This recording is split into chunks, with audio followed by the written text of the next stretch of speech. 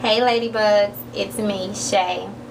In today's video, I was motivated to do after seeing a young woman on YouTube just really upset after having a bad experience with a hairstylist.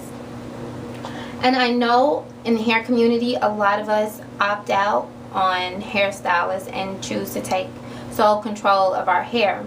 However, for those who do prefer the assistance of a stylist or just every now and then like to indulge and be pampered, I decided to throw out a few helpful tips when choosing a hairstylist for you and the needs of your hair.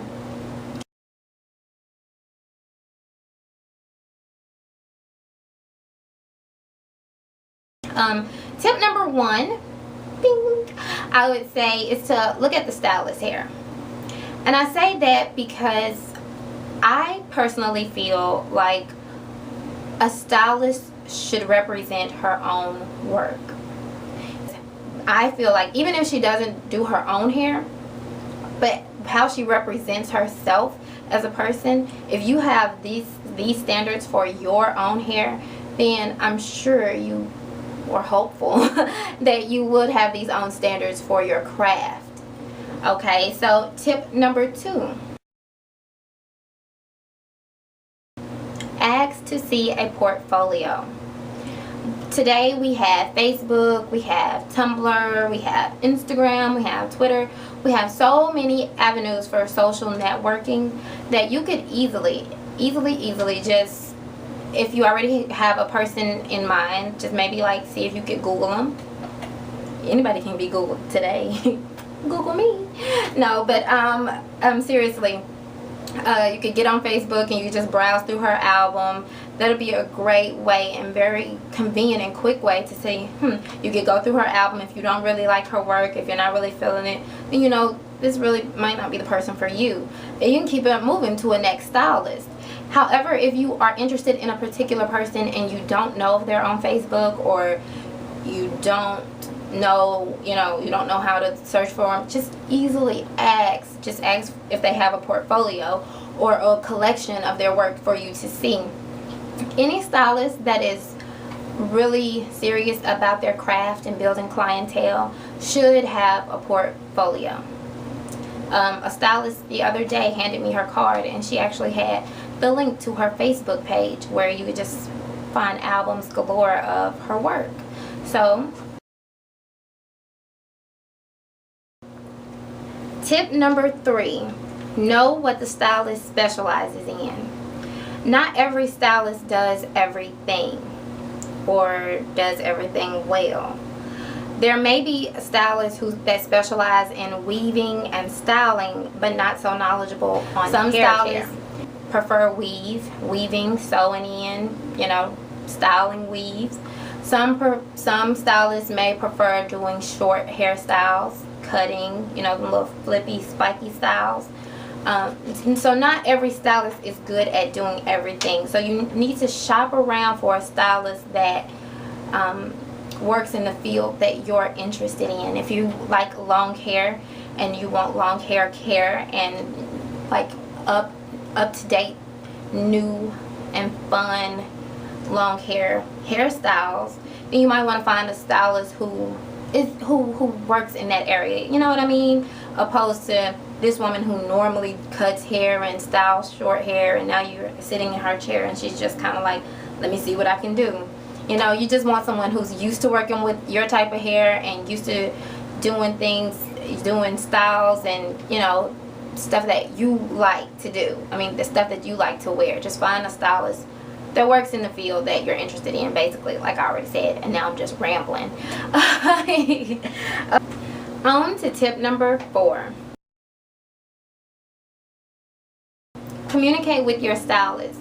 If this is a new stylist for you, be sure to let her know your expectations and your goals for your hair, as well as your expectations for what she can assist you with. If she's a new stylist, then of course she doesn't know your hair and what works for your hair, so you'll have to be sure to tell her that. On this journey, one thing we know is that everyone's hair is different. So you may want to ask for a list of products beforehand, just so you can go on your own and do the research and find out, you know, whether this is something you want on your hair or not. I know a few people may be protein sensitive, so if she uses a lot of products that contain protein, or, you know, certain stylists have things that they absolutely love to use and they swear works on everybody's hair, but you have to make sure that that works on your hair. Because like I said, one thing we know is what works for one person may not work for another person. And you might even want to ask if the stylist minds if you bring in your own products.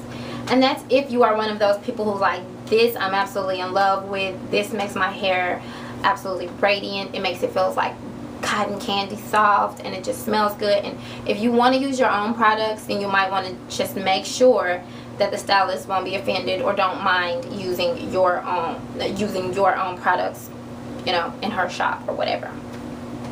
Also, if you have any special techniques, because you know how we do, we come up with all these different ways to do things. For instance, me, when I relax my hair, I relax it, of course, put the perm on it. So I relax my hair, then I rinse it off, then I do a protein treatment, then I neutralize my hair. So I don't just put the perm on my hair, then rinse and neutralize it all at once, and then do a protein treatment afterwards. I just rinse it off. I just rinse all the perm out of my hair first, then I put a protein treatment on it for 2 minutes, and then I neutralize my hair. So if I prefer for a stylist to do that and she didn't feel comfortable doing that, then, you know, that might not be the stylist that I want to go to if I'm that adamant about having my hair done in that particular sequence. Communication is key in any relationship. So just make sure you have that type of relationship with your stylist. You have to. You can't just go sit down in a chair and let anybody do anything to your hair, or you'll get disappointed. So, on to tip number 5.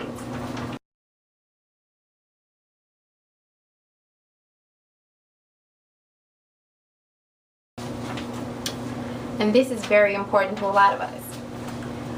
Watch as your hair is being trimmed.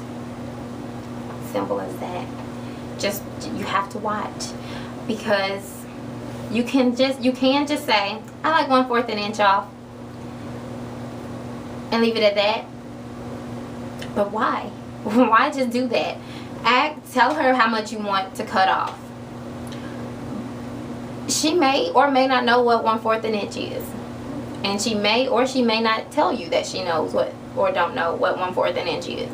You know, and oftentimes we may say, okay, I only want this much cut off, but then stylists may look at your hair and feel like, you know, more needs to be taken off. So that's why I say you tell her how much you want taken off, and before she even takes the first snip, you say, can you show me how much you're going to take off? You know, it may seem like, well, you know, you told me 1/4 thing, but I just really want to make sure we're on one accord. You know, I just really don't want any, you know. And I would even suggest to sit in the mirror while she's trimming your hair. That way you can see every step of the way. And I mean, I personally wouldn't feel like that's rude. You know, if I say, well, do you mind? Because I know some stylists feel like, oh, it's a big surprise, it's a big reveal. They don't want you to look in the mirror before they're finished. But if you just upfront with your stylist, that's a communication. You know, if you're just upfront with your stylist and say, look, I've had a really bad situation before where I only wanted a certain amount off, and when it came down to it, so much more was taken off. Any woman can understand that, and if she's a true professional, she definitely won't mind that. And especially, like I say, if she's new to you, and you can't really be mad at that, because having your relationship with your stylist is like your relationship with anyone else. You don't just out there and give your trust. You know, mothers with daughters, you're not out here, you meet a guy, and you're like, oh, you got 100% of my trust, can you babysit my daughter, please? You know, we don't do things like that. I'm just saying. So don't, just don't give your all into your hair like that. You have to be sure. I've had trauma before. I'm trying to eliminate any kind of drama between you and I, but you don't have to say that, because then that's kind of like, what you mean, girl? You don't have to say all that, but just say, I've been in a bad situation before, and I really would feel comfortable if I could just watch and make sure nothing more comes off than I request it to be off. And you might even want to go a step further and tell and let her know, I only want this much off, but if upon assessing the situation, if you feel like there needs to be more off, can you please consult with me before just cutting it off? That way you'll have, you have her opinion, you have her professional opinion, and then you are able to accept or deny the request. And I mean, it's just that simple. So watch as your hair is being trimmed. And the number 6 tip is, that's the horrible drum roll, forget about that.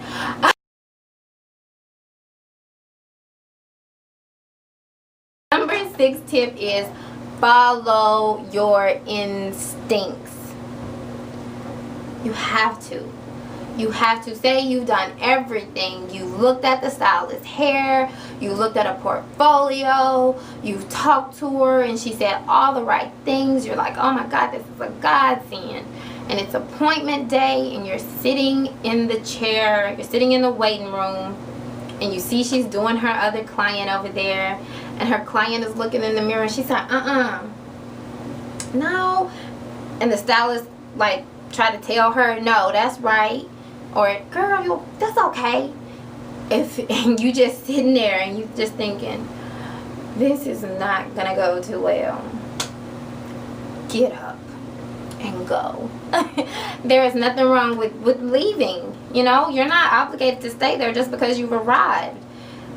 Just say, hey, something came up. I'm gonna have to reschedule. Sorry. Bolt and never come back. Even if you're in the chair and she's got you in the chair, got you draped up, ready to go, and she snatch or tug a little bit and you like, oh, hey, and you try to correct her. Maybe she listen, maybe she don't. If she doesn't listen, or if she try to say, no, baby, that's okay. If you're trying to tell her, well, I prefer this to be done, and she said, then it's easy to say, hey, look, I'm sorry, but I'm very particular about my hair. If you can't respect that, then I really don't want your services. Simple as that. Us women in the hair community, our number one goal is healthy hair. So we're kind of a special kind of client, because we really don't care what you can offer us as far as styles go. You have all the fancy, shiny, pretty little styles in the world, but if you dogging my hair out, if you frying my hair out, if you snatching my hair out, then you really can't do anything for me. So just make sure you speak up for your hair, because your strands will be screaming in their own little tiny strands voice, and the stylist will ignore them. But if you stand up all together, hair flip in her face and walk out, she'll get the point. So that's all I have today. If anybody has any more tips, please comment below. Let me know. If you like my video, like it and let me know. And please subscribe. And that's it for today. So until next time, love yourselves, love your hair, speak up for your hair, and love one another. Deuce.